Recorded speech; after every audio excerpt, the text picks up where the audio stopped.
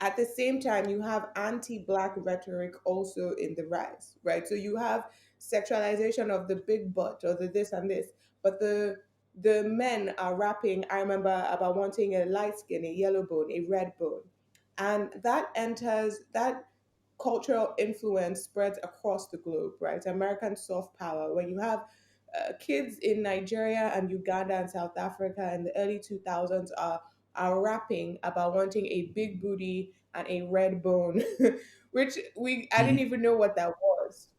But Mhm. when this happens, you then have the Kardashians come in. They're exotic Mhm. whites. They're not really vanilla. There's a little Mhm. bit of chai in there. And then what you see in American culture is that it's like this sudden realization that you can take these body parts, the big lips, the big butts, and just put it in a desired skin tone. Like you don't have to have it in a black woman, right? And there's a Mhm. lot of things to be said about African men liking hips, it being seen as like vitality, or maybe or being seen as a woman can, give birth or be a good mother, being more motherly. Like they like meat. African men like meat in general. But what you have in mainstream culture is this idea that you can take these ideal body types and put it in your ideal skin tone, which is no longer black. And so you then have actual black women getting fighting for this, right?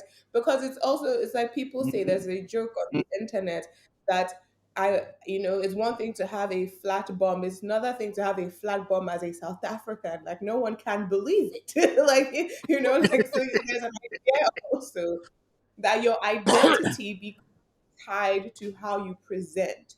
So yes, the rise of social media, rise of rap music, hip hop and R&B, and the rise of American mainstream beauty ideals becoming kind of democratized is that you see it spread across the world. Something that's very interesting is that it kind of is an antithesis to like what you would see usually, because beauty ideals are usually judged by people wanting to look wealthy. Like you want to look like the Mhm. upper class of society. So whether that's being more light skinned, but usually or Mhm. more thin. Before it was being more pale because if you were out in the sun, then you're a worker. But if you're pale, that means you're of the upper class. So what? So Mhm. I think the world goes through a beauty ideal shift, because what you see now, if you look at the Kardashians now, they've Yeah. reverted. But the culture has shifted to where whiteness is cool again. They don't tan, Mhm. they don't wear the big wigs, they've removed the bum bums. They've reverted to being white Oh. again because of the pushback in American society to where white is right. If you look at Kim Kardashian today, she's stick thin, right? And so it also shows how culture shapes these expectations. But in what we have Mhm. in Africa, I think a huge thing is that when you have at least in like a place like Nigeria, where you have a shrinking middle class, or you don't have a lot of options for women, upward mobility can be secured mostly by appearing desirable to men of the upper classes. And so it is a way Mm. to move up in life is to Mm. be Mm. attractive. Mm.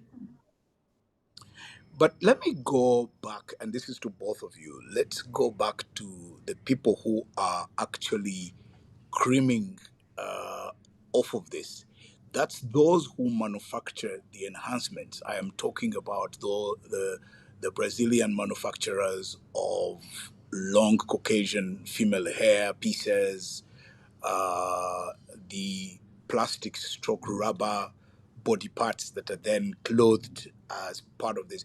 So again, uh, the other issue that I have with this is that the Africans have become consumers, more of consumers of these things than than than manufacturers, or even benefiting from what would be their identity. And just to let you know, there is a place very colorfully named in Kampala. It's called Gazaland. It's a huge mall or building place or whatever shopping area, and the only thing they sell are hair pieces. That's all they sell. Just one location, every type of color, length, name it, whatever you Just wanted. just one item. Yes, just hair pieces. It's called Gazaland in one mall with But multiple that's a floors. necessity. Hair pieces, that's a necessity. It's a Is it? necessity, no? You Yeah. teach Okay, us. look, for me, Because now, for example, right? I have natural hair. Mhm, I can't go on TV with my natural hair. I can't go do news broadcasting with my mhm, natural hair. First of all, the anti-blackness and anti-Africanness, all the comments will be about my hair. It'll draw attention. Everyone would say, "Well, why did she do her hair? Is her hair not done?" It's my natural hair, the way it grows out of my scalp, but it's viewed as unprofessional even on the continent. We view natural hair on women as unprofessional or undone. Your hair has to be done, right? So it is necessity. It's a necessity in workspaces to have your hair done. Now, whether that be extensions or braids or wigs or weaves, you have to do something with it. And usually, because of our European beauty standards, because of our perception of wealth, that involves hair. Hair is also, I've said this before, is a class signifier or is a class indicator. Signifier or indicator? I think indicator is the word. Quality of hair can mhm, indicate your class mhm.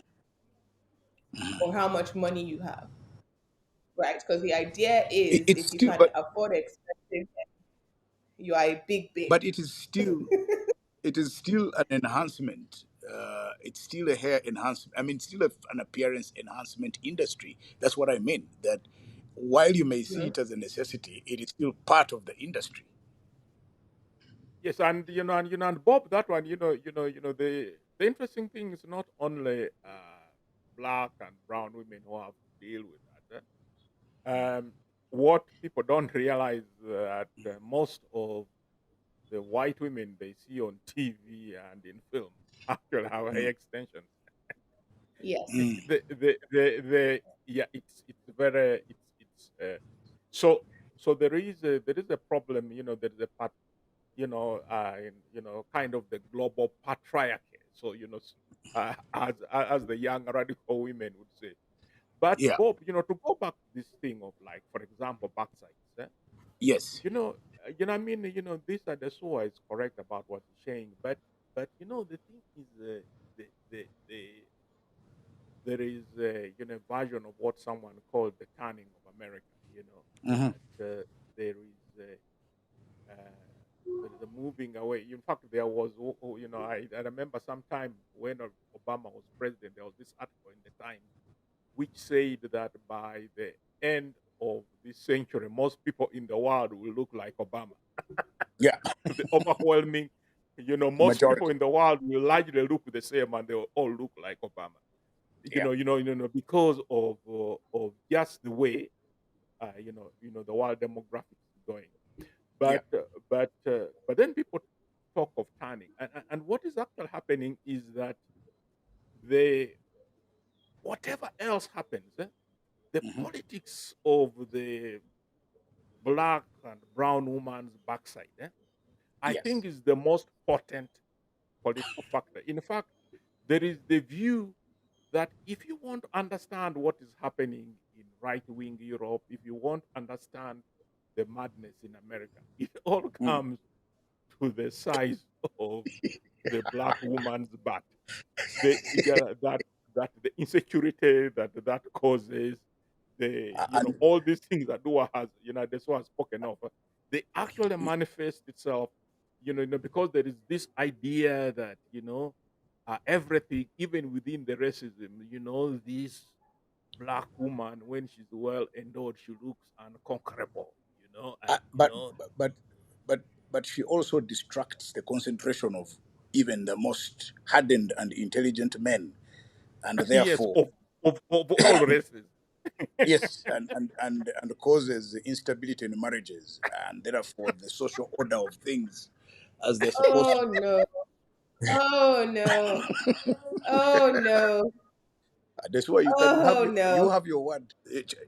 Charles, I don't know if you ever saw this. There was an interesting video of it's like maybe like 1.5 minutes, where some fairly well endowed lady walks by Cyril Ramaphosa, and you can see he's Hey, completely yes, yes.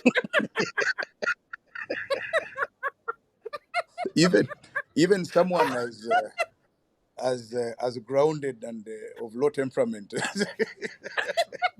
as Cyril can get During a public disorganized. ceremony, he Yes, lost it. yes, he lost his. You could see he was distracted. But let me go to the no. But there is, Charles. There is the bigger issue now, or not necessarily bigger, but the different issue of plastic surgery and as an industry, how which used to be, for a small section of America's Hollywood elite, is now exploding. So you have, what is it called, bariatric surgeries, which become fashionable in Turkey, and you have a lot of Africans going to Turkey to have that done.